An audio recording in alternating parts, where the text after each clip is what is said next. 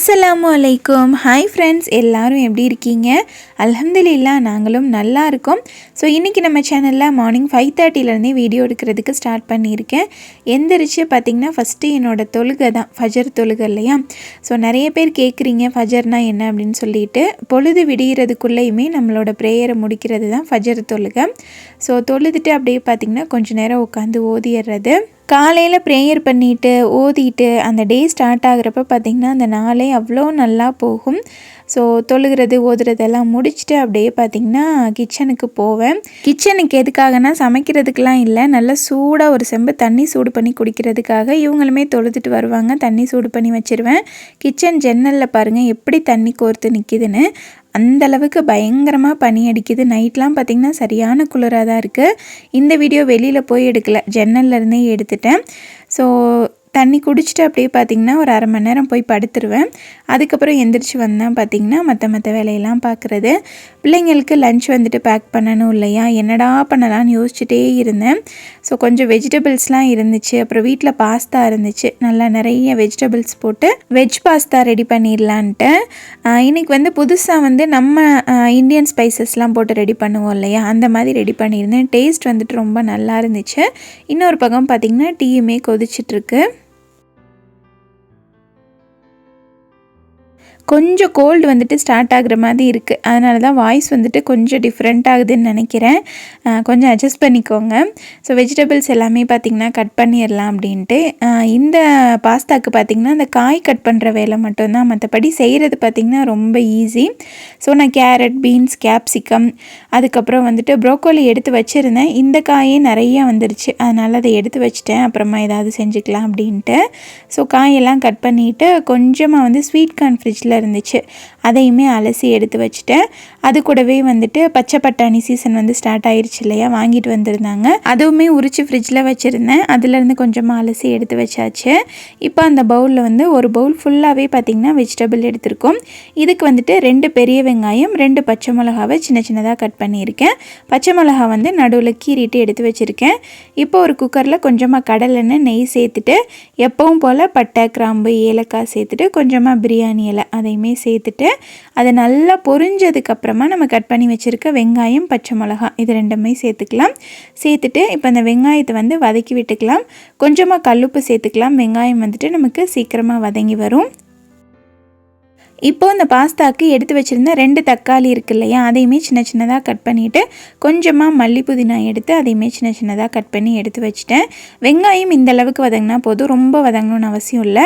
ஒரு 1.5 டீஸ்பூன் அளவுக்கு இஞ்சி பூண்டு பேஸ்ட் சேர்த்துட்டு அதோட பச்சை வாசனை எல்லாம் போகிற அளவுக்கு ஒரு 5 நிமிஷத்துக்கு நல்லா வதக்கிட்டு நம்ம கட் பண்ணி வச்சுருக்க தக்காளி, மல்லி புதினா சேர்த்துட்டு தக்காளி வந்துட்டு நல்லா குழஞ்சி வர அளவுக்கு வதக்கிக்கணும்.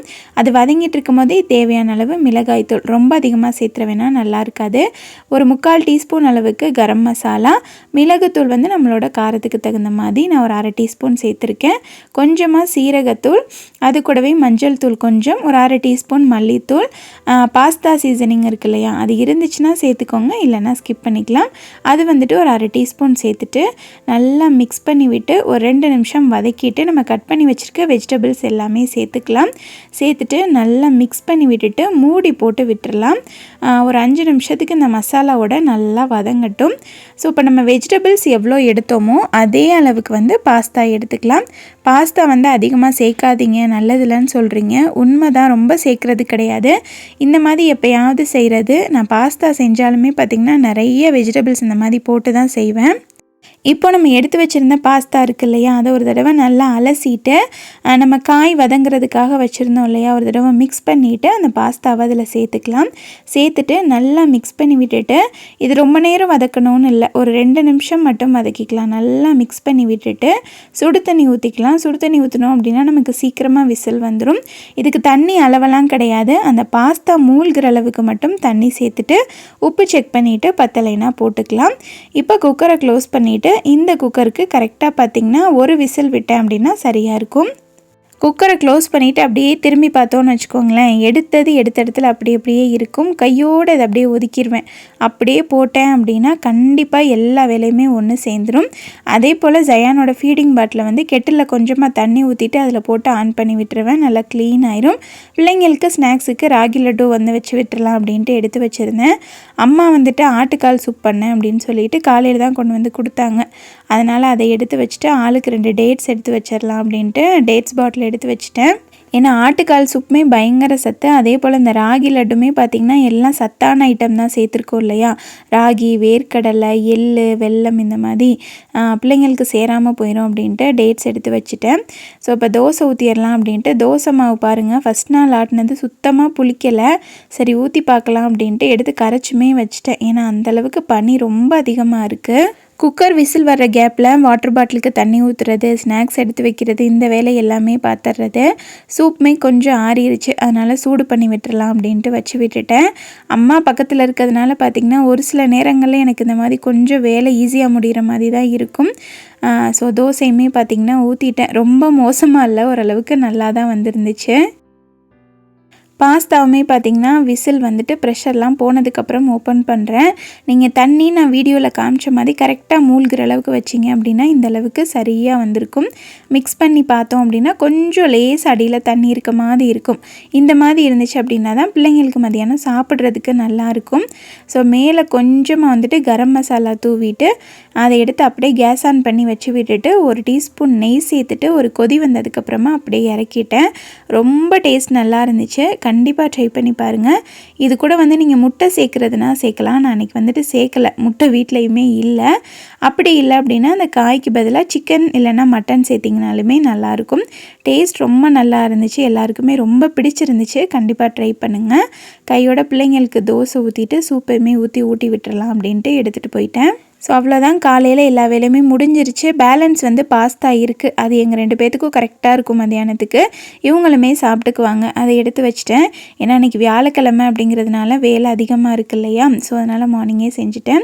ஸோ இந்த 2 சாரீ பற்றி உங்ககிட்ட நான் சொல்லணும். இந்த 2 சாரியுமே பார்த்திங்கன்னா எனக்கு ஒன்று அம்மாவுக்கு ஒன்று வாங்கியிருந்தேன். அந்த க்ரீன் கலர் வந்து அம்மாவுக்கு, இந்த மெரூன் வந்து எனக்கு யாஸ் கலெக்ஷன் அப்படிங்கிற இன்ஸ்டாகிராம் பேஜ்லேருந்து வாங்கியிருந்தேன். இந்த சாரீ எதுக்காக வாங்கியிருந்தேன் அப்படின்ட்டு பார்த்திங்கன்னா என் தங்கச்சியோட கல்யாண சாரீ, அதாவது நம்ம வீட்டிலேருந்து கட்டிட்டு போவோம் இல்லையா பொண்ணு வீட்டிலேருந்து, அதுக்காக நாங்கள் எடுத்த சாரீ வந்து இதுதான். இதிலே பார்த்திங்கன்னா நல்ல ஒரு சில்வர் கலரில் எடுத்திருந்தோம். அவகிட்ட இருக்குது, என்கிட்டயே அம்மா கிட்டே இல்லையா. சரி 3 பேர் ஒரே மாதிரி கட்டலாம் ஏதாவது ஃபங்க்ஷன் வந்துச்சுன்னா அப்படின்றதுக்காக தான் இந்த சாரீ வந்து நான் வாங்கியிருந்தேன். ஸோ இது வந்துட்டு எனக்கு எப்படி இருக்குது அப்படின்னு சொல்லிட்டு சொல்லுங்கள். இந்த க்ரீன் வந்துட்டு அம்மாவுக்கு. ஃபஸ்ட்டு செலக்ட் பண்ணுறப்ப பார்த்திங்கன்னா எனக்கு மெரூன் தான் பிடிச்சிருந்துச்சு.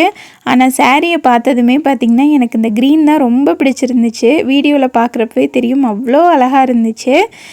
ஜயான் குட்டி வீடியோவே எடுக்கவே விட மாட்டான். இந்த மாதிரி ஒவ்வொரு வீடியோக்கும் பிஹைண்ட் த சீன்ஸ் போட்டேன் அப்படின்னா நீங்களே அழுதுருவீங்க, அந்தளவுக்கு தான் இருக்கும்.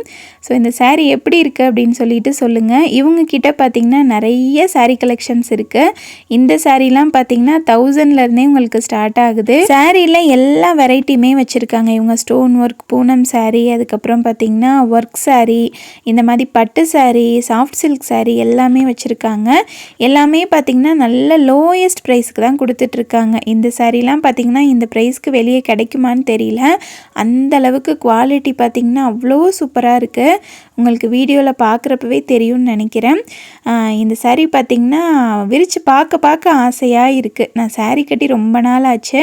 ஆனால் இந்த சாரீ பார்த்துட்டு பார்த்திங்கன்னா எனக்கு கட்டணும்னு அவ்வளோ ஆசையே வந்துருச்சு. ஸோ அடுத்து பார்த்திங்கன்னா இந்த மெரூன் கலர் எனக்கு எடுத்தது தான். இந்த சாரீ எப்படி இருக்குது அப்படின்னு சொல்லிட்டு சொல்லுங்கள். இதுவுமே பார்த்திங்கன்னா அவ்வளோ கிராண்டான ஒரு லுக் இருக்குது. கண்டிப்பாக இந்த ப்ரைஸ்க்கு இந்த சாரீலாம் வெளியே வாங்க முடியுமா என்னன்ட்டு தெரியல.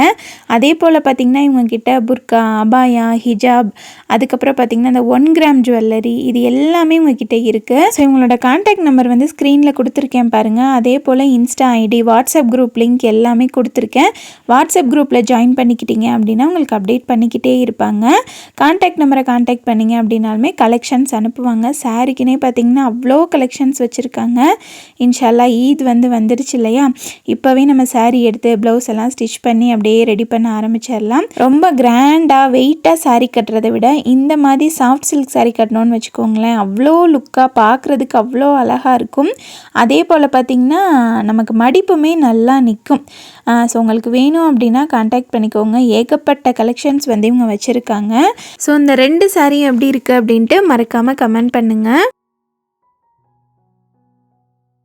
ஸோ அப்படியே நம்ம விலாகு கண்டினியூ பண்ணிக்கலாம். இவங்க போய் பிள்ளைங்கள ஸ்கூலுக்கு விட்டுட்டு வந்துடுவாங்க. இவங்க வர்றதுக்குள்ளேயும் பார்த்திங்கன்னா ஜயான் குட்டிக்கு பிரேக்ஃபாஸ்ட் வந்து ரெடி பண்ணி வச்சுருவேன். சத்து மாவு கூழ், ராகி கூழ் இந்த மாதிரி ஏதாவது ஒன்று. வந்த உடனே பார்த்திங்கன்னா இவங்க ஊட்டி விட்டுருவாங்க. சாப்பிட்டுக்குவான். இவங்கக்கிட்ட நான் தான் ஊட்டணும் அப்படின்ட்டுலாம் கிடையாது. என்னை விட பிள்ளைங்க பார்த்திங்கன்னா அவங்க அத்தா கிட்ட தான் ரொம்ப அட்டாச்சாக இருப்பாங்க. ஸோ இந்த டைம் தான் பார்த்திங்கன்னா அம்மா கடைக்கு கிளம்பிட்டு அப்படியே வருவாங்க. வந்துட்டு நம்மளை ஒரு பார்வை பார்த்துட்டு அப்படியே கடைக்கு போவாங்க. ஸோ இவங்களுக்குமே தோசை ஊற்றி கொடுத்துட்டு சூப் இருந்துச்சு இல்லையா, அதை கொடுத்துட்டு நான் வந்து தோசை சாப்பிடல, வெறும் சூப் மட்டும் குடிச்சிட்டு இன்றைக்கி வியாழக்கிழமை இல்லையா அப்படியே க்ளீனிங்கை ஸ்டார்ட் பண்ணலாம் அப்படின்ட்டு ஸ்டார்ட் பண்ணிட்டேன். ஃபஸ்ட்டு வந்துட்டு இந்த பெட் கவர் 2மே உதறி போட்டுடலாம் அப்படின்ட்டு. பெட் கவர் வந்துட்டு நான் சும்மா சேஞ்ச் பண்ண மாட்டேன். சரியாக பார்த்திங்கன்னா ஒரு 15 டேஸ்க்கு ஒரு தடவை தான் சேஞ்ச் பண்ணுவேன். ஸோ இந்த குல்ட் வந்து மாற்றி 1 வீக் தான் ஆகுது. அதனால் எடுத்து உதறிட்டு இதை மட்டும் சரி பண்ணி போட்டு விட்டுட்டேன். அதுக்கப்புறம் இந்த பெட்டில் இருக்க தலானி எல்லாத்தையுமே இந்த பக்கம் போட்டு விட்டுட்டு பிளாங்கெட் எல்லாமே மடித்து இந்த பக்கம் வைக்கணும். நம்ம வீட்டில் பார்த்திங்கன்னா தலானியும் நிறையா இருக்கும். அதே மாதிரி இந்த பிளாங்கெட்ஸுமே பார்த்திங்கன்னா நிறையா இருக்கும். அமீன் பார்த்திங்கன்னா கொஞ்சம் ஓரளவுக்கு படுத்த மாதிரி தூங்குவான். ஆனால் அக்மல் வந்து பயங்கரமாக ரவுண்ட் அடிப்பான். தூக்கத்திலே போய் அந்த கட்டிலோட அந்த இது இருக்குது இல்லையா, மேலே அந்த கால் இருக்குது இல்லையா, அதிலெல்லாம் முட்டிக்கிடுவான். அதனாலேயே பார்த்திங்கன்னா சுற்றி தலானி கம்பளி இதெல்லாம் போட்டு விட்டுறது. இந்த பெட்டோட பெட் கவர் வந்து மாற்றிட்டேன். இது மாற்றி ஒரு 15 நாள் கிட்ட ஆயிடுச்சு. ஸோ இந்த மாதிரி மாற்றிக்கிறது தான். ஏன்னா அடிக்கடி எடுத்து துவைச்சோம் அப்படின்னா ரொம்ப சீக்கிரமாகவே ஃபேட் ஆயிரும். அதுக்கப்புறம் ஜயான் குட்டி தொட்டியில் போடுறதுக்கான அவரோட குட்டி குட்டி பிளாங்கெட் 2 அந்த இடத்துல இருக்கும். அதையுமே மடித்து எடுத்து வச்சாச்சு. நானும் இந்த மாதிரி க்ளீன் பண்ணி சுத்தமாக தான் வைப்பேன். அமீன் அக்மலை ஒரு அரை மணி நேரம் மட்டும் இந்த பெட் மேலே விட்டோன்னு வச்சுக்கோங்களேன், பழைய நிலைமைக்கு திரும்ப ஆயிரும். என்ன பண்ணுறது, நம்மளும் க்ளீன் பண்ணிக்கிட்டே இருக்க வேண்டியது தான், திரும்ப கஜன்னு ஆக வேண்டியது தான். இப்படியே தான் போய்கிட்டு இருக்கு. ஸோ பெட்ரூமில் வேலை முடிஞ்சிருச்சு. அப்படியே பார்த்திங்கன்னா ஹாலுக்கு வந்தாச்சு. நேற்று சாயந்தரம் துணி மடித்து வச்சேன். ஜயான் குட்டியோட துணி மடித்தேன், நான் எடுத்து வைக்கல. அதுக்குள்ளே வேறு வேலை வந்துருச்சு. எல்லாமே உடஞ்சி போச்சு. ஜயான் குட்டியோட ரேக்கை திறந்தீங்கன்னு வச்சுக்கோங்களேன், எல்லாம் தலைகீழாக தான் இருக்கும். நானும் மடித்து எடுத்து வைக்கிறப்ப எல்லாம் நீட்டாக மடித்து வைப்பேன். இவங்க ஒரு துணி எடுத்தாங்க அப்படின்னா எல்லாத்தையும் உதறி போட்டு அப்படியே வச்சு அடைச்சி மூடி விட்டுருவாங்க. நான் திரும்ப எடுத்து மடித்து வைக்கிறது, இதே தான் வேலை. ஸோ எப்பவும் போல் நானும் என்னோடய வேலையை தான் மடித்து நீட்டாக அடுக்கி வைப்பேன். திரும்ப அதே நிலைமைக்கு தான் வரும். ஒவ்வொரு நேரத்துக்கு பார்த்திங்கன்னா சரியான கடுப்பாகும். ஆனால் வேறு வழியே இல்லை. அப்படியே விட்டோன்னா இருக்க ரொம்ப கேவலமாக தான் போய்கிட்டு இருக்கும். உங்களுக்கு பார்த்தாலே தெரியும் என்ன நிலமையில் கிடக்குன்னு. இங்கே கொடைக்கானல் இருந்தோன்னு வச்சுக்கோங்களேன், இந்த ஸ்வெட்டரு, சாக்ஸு, குல்லா இதை வைக்கிறதுக்குன்னே பார்த்திங்கன்னா நமக்கு தனியாக இடம் தேவைப்படும். ஸோ மேலே ஒரு ரேக்லையும் கீழே ஒரு ரேக்லையும் பார்த்திங்கன்னா ஜயானோட ஸ்வெட்டர் வச்சுருப்பேன். மற்ற ரேக்லாம் பார்த்திங்கன்னா வீட்டுக்கு போடுற ட்ரெஸ் தான் ஃபுல்லாக வச்சுருக்குது. அவருக்கு பார்த்திங்கன்னா ஒரு நாளைக்கு 2-3 செட்டு வந்து தேவைப்படும். ஸோ ஃபுல்லாகவே பார்த்திங்கன்னா ட்ராக் பேண்ட்டு, டிஷர்ட்டு இந்த மாதிரி தான். ஸோ அதெல்லாமே எடுத்து ஒதுக்கி வச்சுட்டு அதுக்கப்புறம் பார்த்திங்கன்னா சோஃபா இது எல்லாமே துடைக்கணும். நான் ஃபுல்லாக துடைச்சி க்ளீன் பண்ணி விட்டுட்டேன் அப்படின்னா வீட்டுக்கு ஹெல்ப்புக்கு வருவாங்க இல்லையா, அந்த அக்கா ஃபுல்லாக மாப் போட்டு விட்டுருவாங்க. ஸோ வீட்டுக்கு தான் வேலைக்கு ஆள் வர்றாங்களே, நீங்கள் எதுக்கு எல்லா வேலையும் பார்க்குறீங்க அப்படின்ட்டு ஒரு சில கமெண்ட் வருது. ஒரு சில நெகட்டிவ் கமெண்ட்ஸுமே இப்போ ரீசெண்ட் டைம்ஸில் வருது. அதை பார்த்துட்டு கொஞ்சம் கஷ்டமாக இருக்குது. ஏன்னா நான் ஆல்ரெடி ஒரு வீடியோவில் சொல்லியிருக்கேன், என்ன தான் நம்ம வீட்டுக்கு வேலைக்கு ஆள் வச்சுருந்தாலுமே நம்ம வீட்டு வேலையை நம்ம பார்க்குற மாதிரி வரவே வராது. இன்னொரு விஷயம் என்னென்னா, என்னோடய அம்மா வீட்டில் இந்த மாதிரி வேலைக்கு ஆள் வச்சலாம் பழக்கமே கிடையாது. இப்போ வரைக்குமே அம்மா தான் பார்த்துட்ருக்காங்க. ஸோ எல்லார் வீட்லேயுமே இந்த மாதிரி வைக்க முடியுமானா கண்டிப்பாக முடியாது இல்லையா. அதனால தான் நான் இதை பெருசாக வந்து காமிச்சிக்கிறது கிடையாது. ஏன்னா அந்தளவுக்கு உங்களுக்கு மோட்டிவேட் ஆகாது அப்படிங்கிறதுனால. இன்னொரு விஷயம் வந்து ஜயான் குட்டி பிறந்ததுலேருந்தே பார்த்திங்கன்னா சீக்கிரம் பார்த்திங்கன்னா எனக்கு எதுனாலுமே ஒரு ஃபீவராக இருக்கட்டும், ஒரு சளி பிடிக்கிறதா இருக்கட்டும், எதுனாலுமே கொஞ்சம் சீக்கிரம் வந்துடுது. அதே போல் ரொம்ப தண்ணியில் வேலை பார்த்தேன் அப்படின்னாலுமே பார்த்திங்கன்னா கொஞ்சம் இந்த கழுத்து வலி மாதிரியுமே வருது. ஸோ அதனால தான் பார்த்திங்கன்னா மெயினாக அந்த அக்கா வரட்டும் அப்படின்ட்டு இன்னொரு விஷயம், நம்மளோட மினி விலாக் வந்து தொடர்ந்து ஃபாலோ பண்ணுறவங்களுக்கு தெரியும். ஸோ என்னோடய வேலைகள் எப்படி இருக்கும் அப்படின்ட்டு. நமக்கு வீட்டுக்கு வேலைக்கு ஆள் வர்றாங்க அப்படின்றதுக்காக எல்லா வேலையுமே பார்த்துட மாட்டாங்க. ஜஸ்ட்டு நமக்கு ஒரு சப்போர்ட்டு தான். ஏன்னா நம்ம வீட்டில் பார்த்திங்கன்னா 3 பசங்க இருக்காங்க, இவங்க இருக்காங்க. 5 பேருக்கான துணியே எந்த அளவுக்கு சேரும் அப்படின்ட்டு நான் சொல்லணும்னு அவசியம் கிடையாது. இன்னொரு விஷயம், அதே மாதிரி எல்லாருக்குமே சமைக்கணும், வைக்கணும், எந்த அளவுக்கு வேலை இருக்கும் அப்படின்ட்டு எல்லாருக்கும் தெரியும். ஸோ எல்லாத்தையுமே நான் ஒரு ஆளாக பார்க்க முடியாது இல்லையா. செஞ்சுமே பார்த்தேன், கொஞ்சம் சேராமல் முடியாமல் போயிடுச்சு. அதனால தான் அந்த அக்காவை திரும்பியுமே வர சொன்னது. ஜயான் குட்டி டெலிவரி ஆயிருந்தப்பெல்லாம் பார்த்திங்கன்னா ஃபுல்லாகவே அந்த அக்கா ஹெல்ப் பண்ணுவாங்க தான். ஸோ இப்போ பார்த்திங்கன்னா அந்தளவுக்கு இல்லை, ஓரளவுக்கு நானே எல்லாமே மேனேஜ் பண்ணிக்கிறது. முடியாததை மட்டும் அந்த அக்காவை பார்த்து கொடுக்க சொல்கிறது. ஸோ இதை பார்த்துட்டு யாருமே வேலைக்கு ஆள் வச்சுருக்காங்க, அவங்க தான் எல்லாம் பார்ப்பாங்க அப்படின்ற மைண்ட் செட் வந்து வந்துடக்கூடாது. அதுக்காக தான் நான் இவ்வளோ எக்ஸ்ப்ளனேஷன் கொடுக்குறதேவும். ஸோ புரிஞ்சுக்குவீங்க அப்படின்னு சொல்லிட்டு நினைக்கிறேன். இப்போ பார்த்திங்கன்னா சோஃபா, டீபாய் எல்லாமே பார்த்திங்கன்னா அந்த ஸ்ப்ரே பாட்டில் வச்சு ஸ்ப்ரே பண்ணி விட்டுட்டு ஃபுல்லாக நீட்டாக தொடச்சி விட்டுட்டேன். இந்த சோஃபாவில் பார்த்திங்கன்னா நிறைய டஸ்ட் இருக்கும். அதுக்கு பார்த்திங்கன்னா அந்த மாதிரி ஒரு ப்ரஷ் வச்சுருப்பேன், அதை வச்சு ஃபுல்லாக தட்டி விட்டுருவேன். இது பார்த்திங்கன்னா வாரத்துக்கு ஒரு நாள் தான் பண்ணுறது, டெய்லிலாம் பண்ண மாட்டேன்.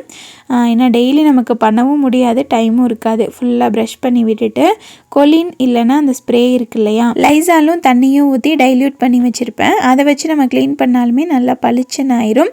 ஜயான் வந்து அவங்க அத்தா கூட ஒரு ரவுண்டு போயிட்டு வந்தாச்சு. ட்ரெஸ் எல்லாம் பார்த்திங்கன்னா கொஞ்சம் அழுக்காயிரும். வந்ததுமே பார்த்திங்கன்னா ஃபுல்லாக மாற்றி விட்டுறது. இப்போ பார்த்திங்கன்னா ஜயானுக்கு கொஞ்சம் சேட்டையுமே அதிகமாகிருச்சு. வீடியோவில் காமிச்சிருக்கேன் பாருங்கள். ஃபுல்லாக ட்ரெஸ் எல்லாம் மாற்றி விட்டுட்டோம் அப்படின்னா ஒரு மணி நேரம் தான், திரும்பியுமே பார்த்திங்கன்னா அழுக்காக்கிடுவார். எப்போவுமே எவ்ரி தேர்ஸ்டே பார்த்திங்கன்னா இந்த கண்ணாடி இது எல்லாத்தையுமே தொடச்சி விட்டுருவேன். ஒரு வீட்டில் நம்ம கண்ணாடி வச்சுருக்கோன்னு வச்சுக்கோங்களேன், ஒரு ரூமில் அந்த கண்ணாடி க்ளீனாக இருந்துச்சு அப்படின்னாலே அந்த ரூமே பளிச்சுன்னு இருக்க மாதிரி இருக்கும். எனக்கு தான் அப்படி தோணுதா இல்லை எல்லாருக்கும் அப்படி தோணுதான்னு தெரியல. கண்ணாடியில் அழுக்கு இருந்தாலே எனக்கு சுத்தமாகவே பிடிக்காது. அதே போல் சின்ன சின்ன ஃப்ரேம் 2 இருக்கும் கை கெட்டுற மாதிரி, அதையுமே தொடச்சி விட்டுருவேன். இந்த குட்டி ஃப்ரேம் பார்த்திங்கன்னா 60 or 70 ருபீஸ் நினைக்கிறேன், ஃப்ளிப்கார்ட்டில் வாங்கியிருந்தேன். அழகாக இருந்துச்சு. ஆனால் சீக்கிரமாக பார்த்திங்கன்னா அதில் போய் தூசி போய் படிஞ்சிரும். அதையுமே பார்த்திங்கன்னா கொலின் வச்சு ஃபுல்லாக தொடச்சி விட்டுட்டேன். அதுக்கப்புறமா பார்த்திங்கன்னா டிவி எப்போவுமே துடைக்கிறது. ஏன்னா ஜயான் அங்கே நின்று பார்த்திங்கன்னா ஃபுல்லாக கையச்சா ஆக்கி விட்டுருவான். கொலினை வந்து நம்ம துணி இல்லைன்னா டிஷ்யூ பேப்பரில் ஸ்ப்ரே பண்ணி விட்டுட்டு துடைச்சோம் அப்படின்னா பளிச்சுன்னு ஆயிரும்.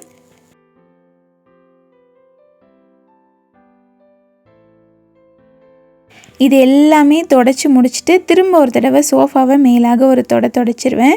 ஏன்னா மற்றதெல்லாம் துடைக்கிறப்ப அந்த தூசி ஃபுல்லாக திரும்ப போய் இதில் தான் இருக்கும். சோஃபா பார்த்திங்கன்னா வாங்கி 4 வருஷம் ஆயிடுச்சு. ஃபுல்லாகவே கோடாக ஆயிடுச்சு. இந்த பிள்ளைங்க பார்த்திங்கன்னா அது மேலே தான் உட்காந்து வண்டி ஓட்டுறது இது எல்லாமே பார்ப்பாங்க. கரெக்டாக அதெல்லாம் தொடச்சிட்ருப்பேன். அந்த அக்காவுமே வந்துடுவாங்க, வந்து ஃபுல்லாக மாப் போடுறதுக்கு ஒதுக்க ஆரம்பிச்சிருவாங்க. இந்த அக்கா பார்த்திங்கன்னா நம்மக்கிட்ட சரியாக ஒரு 4.5 வருஷமாக வேலை பார்த்துட்ருக்காங்க. ஸோ அந்தளவுக்கு வீட்டில் ஒரு ஆள் மாதிரி தான் அந்த அக்காவை நானுமே பார்த்துக்கிறது. ஏன்னா வேலைக்கு தான் வந்திருக்கோம் அப்படிங்கிற ஃபீலிங் வந்து அந்த அக்காவுக்கு ஒரு மாதிரி எதுவும் தோணிடக்கூடாது இல்லையா. ஸோ அதனால் பார்த்திங்கன்னா அந்த அக்கா கூடையே நான் வேலை பார்த்துட்டு அவங்கள அனுப்பிட்டு அதுக்கப்புறம் தான் போய் உட்காருவேன். ஸோ இப்போ பார்த்திங்கன்னா ஜன்னல் எல்லாமே ஒரு தொடச்சிடலாம் அப்படின்ட்டு இது வாரம் துடைக்கிறதுனால பார்த்திங்கன்னா அவ்வளோலாம் அழுக்கு இருக்காது. ஃபுல்லாக கொலின் வச்சு ஸ்ப்ரே பண்ணி விட்டுட்டு தொடச்சிருவேன். அந்த ரேக்குமே பார்த்திங்கன்னா ஃபுல்லாக ஸ்ப்ரே பண்ணி விட்டுருந்தேன், தூசியாக இருந்துச்சு. அதையுமே ஃபுல்லாக ஒரு தொடச்சி விட்டுட்டேன்.